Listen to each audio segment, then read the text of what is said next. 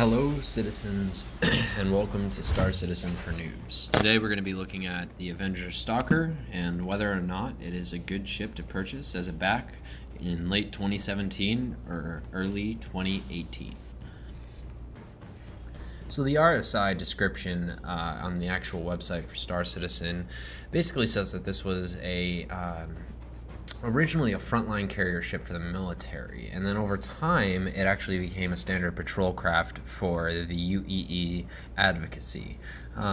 Utilizing its cargo hold for prisoner transport, the Avenger features a sturdy, reliable hull and the larger capacity for larger than expected engine mounts. This is the standard Avenger chassis with the Stalker prison transport module pre-installed.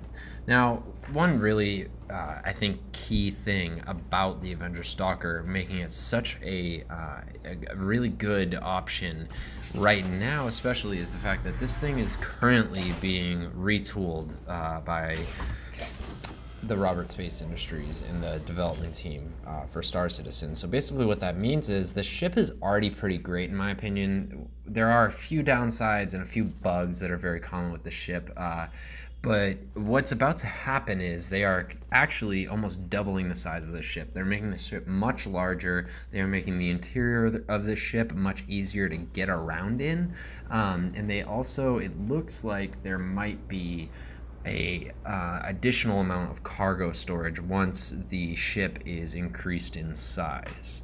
So especially in comparison to the other starter ships, for example the Mustang or the Aurora, this is what's considered a tier 2 starter. So it's a little bit above the cheaper ships.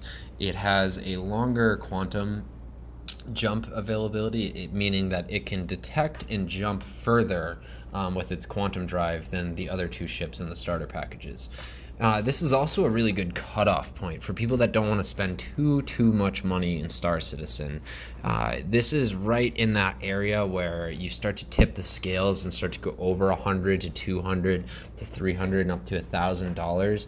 The Stalker's kind of that midpoint between the really cheap packages and something a little bit nicer that might last you a little longer once the game actually releases. It is a very attractive starter package to just buy the Mustang or buy the Aurora and then fly around with it, see if you really like it, and my guess is that you won't really be satisfied with its capabilities. One of the downsides to the Aurora is, as far as I know, the store-all container that's supposed to slide into the bottom of that thing isn't accessible right now in the game. So what you're going to find is if you do buy that starter package and go out into the persistent universe, you won't really be able to pick up a black box or a flight recorder and walk it into the actual vehicle. You have nowhere to put that box, whereas in the Avenger, drop the cargo ramp down, walk right up it, put the box down, fly over to wherever you need to drop it off, and you can take it right out of the back of the ship. Now, I do have to preface this with the fact that there are collision issues going on with this ship.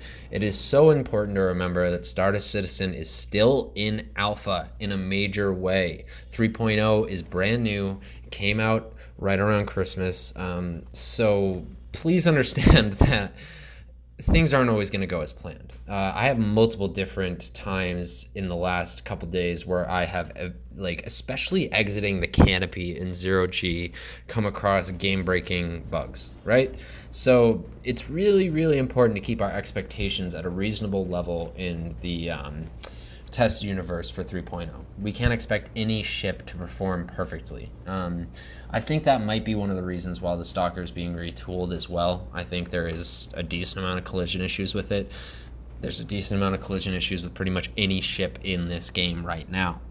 That's something that I really want early backers to understand, and people who are getting into backing Star Citizen right now. I've only been playing this game for a short time, and when I first walked into it, I didn't have a large understanding of where Star Citizen is at. You see a lot of these flashy YouTube videos showing off gameplay that is very tailored, it's very edited. It doesn't show the massive frame rate drops or the fact that, landing on a planet you can get caught with a collision bug and end up tipping your craft and it magically exploding. So keep your expectations reasonable.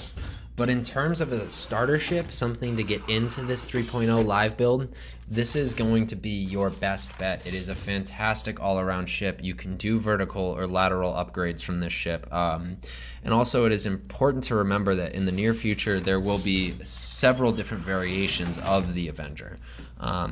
Ones that are more tooled out for cargo carrying, for example, and they don't have those, what are those? Prisoner transport containers in the back. But if you're looking to do a little bit of exploration, a little bit of bounty hunting, and at the same time have a craft that is reliable, that has a pretty tough rather than squishy armor system, and that can actually launch a few missiles, the Avenger's perfect. I mean, one of the things that I did that improved the experience for me is I actually pulled the cannons off of my Mustang, the better laser cannons, and replaced the ones that come on the Avenger.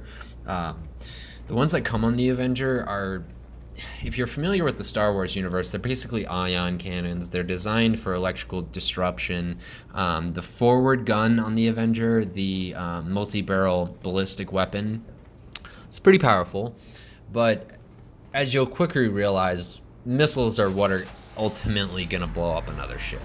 It takes a long time with a size 1 firing laser weapon to wear down the shields enough to actually do some serious damage to a pirate or to, whatever else. And if you are going to play on the dark side, if you are going to be a pirate or something like that, this ship probably isn't for you. It's not the fastest. It's not the most maneuverable. It's not incredibly overpowered weapons-wise. But if you really don't know what your role is going to be, the Avenger is a fantastic all-around ship just to start with.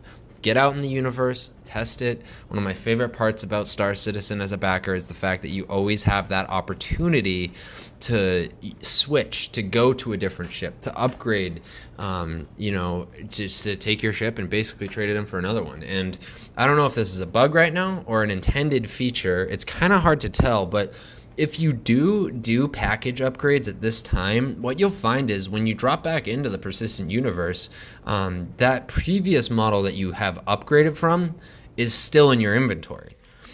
So right now, because I've actually been upgraded from a Mustang to an Aurora to a Stalker, I actually have all 3 of those vehicles in my fleet, which is pretty sweet, especially considering that if I had bought those all separately, those would be a couple $100. But if I just did those upgrades, we're talking about $15 a piece. So I don't know if that's something that RSI is going to keep in the game. I don't know if when 3.1 gets released or when a further build comes out, if all of a sudden I'll just have that one ship. But for right now, it's pretty damn good. And honestly, I'm not really in a hurry to get back to my Aurora or to my Mustang. I'm very satisfied with the Avenger. It's a great all-around ship. Give it a try.